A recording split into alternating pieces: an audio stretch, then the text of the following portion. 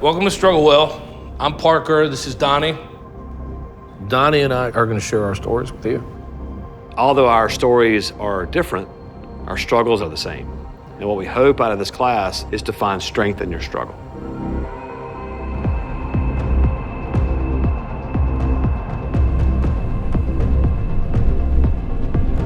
Law enforcement, it's the best job on the planet.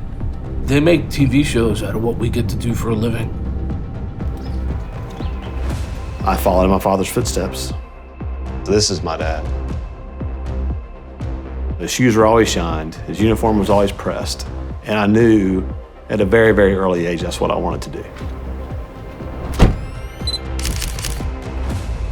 I started working gangs and drugs in about 2004. We had worked a crew called the Gangster Killer Bloods. We worked that case for almost 2 years, and we got him. Shortly after that, we got a call from an informant. He said they put a hit out on Parker and his family. I said, well, how do you know this? And he's, because I'm the guy that's supposed to find you.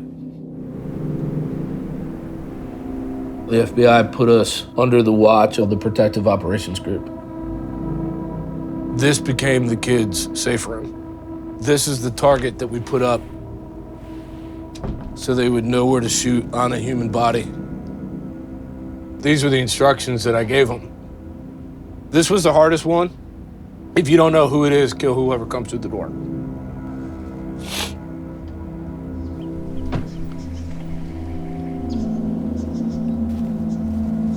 It was a Sunday night. We were looking for a homicide suspect who had committed a murder a few days before. And as we're knocking on the door, the suspect picked a gun up and started shooting at all of us. One of my officers had been shot. He shot her right about here. That's where one of his bullets hit the wall. I don't know how she survived because she was standing right here. And that's when I returned fire.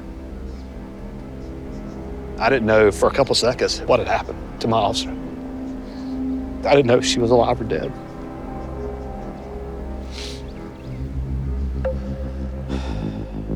Every day thereafter was that same night over and over again.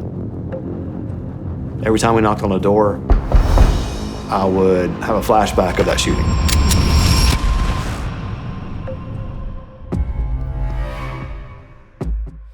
After my wife and I were threatened to be killed, my hypervigilance just skyrocketed. And it got to the point where I didn't trust anybody. I shut myself off. The slightest thing would set me off, and I would just go into a fit of rage. I was angry all the stinking time. I was not the same person I was. I didn't laugh anymore. Got to the point where I wasn't sleeping for more than 2.5 hours at a time. I was binge drinking whenever I was out of town. I was just destroying myself. My father had been involved in a shooting about the same point in his career as mine. I told my dad, I said, I'm having trouble with this. What did you do? He said, don't think about it. Don't think about it, don't talk about it, it'll go away.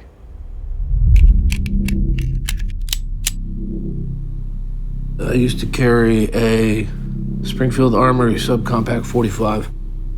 I took it out of its holster, and a thought occurred to me. It'll only take a second,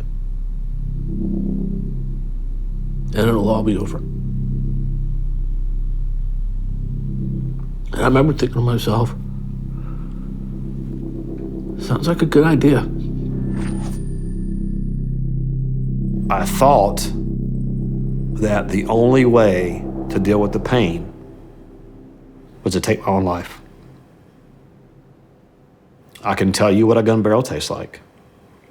And I can describe to you what the front sight post of a pistol feels like on the back of your teeth. My faith is very important to me, and this is how one of the ways I knew that the Lord was not done yet. Because this thought occurred to me.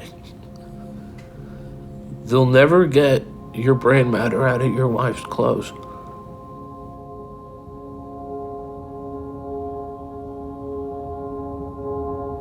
put my gun in the gun box, got changed, and came downstairs like nothing had ever happened. And I didn't tell a soul. My captain pulled me aside one day. When she said, "I know that shooting messed you up," I lost it.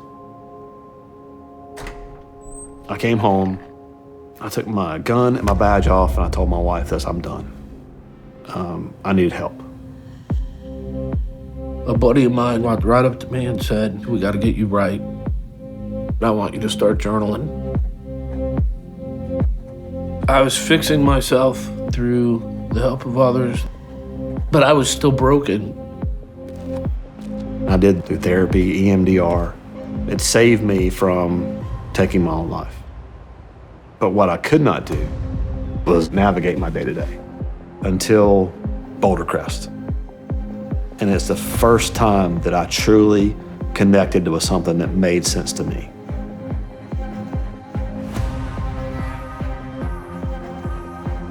Boulder Crest and the Struggle Well program, it's dramatically changed my life. And I don't say that in a cheesy, nonchalant way. It truly has. It made me realize, one, I wasn't alone, that as human beings, we all struggle, and it's okay. Struggle Well taught me that my anxiety and depression, that's not who I am. It's just where I choose to stay. And that growth is possible. Boulder Crest has shown me that I can be the best version of me. I see a lot of change. You and I talk a lot more. I think we have a better relationship because of it. It's almost like you've learned to take a deep breath. You definitely have changed. You're not an angry person. You might get angry, that doesn't mean you're an angry person. You love your family. You did love us with a passion, and I feel like now you have a passion for your family. I've wasted so much time. Right. I spent so many years being bitter and angry. My wife, my kids, they paid the price. How are you? You say hi? We became grandparents last year. It's like God's given me a second chance to invest what I should have invested earlier. Life is pretty good. Life gives me joy. I know there are hundreds, if not thousands, of people like me. We're just scared to come forward.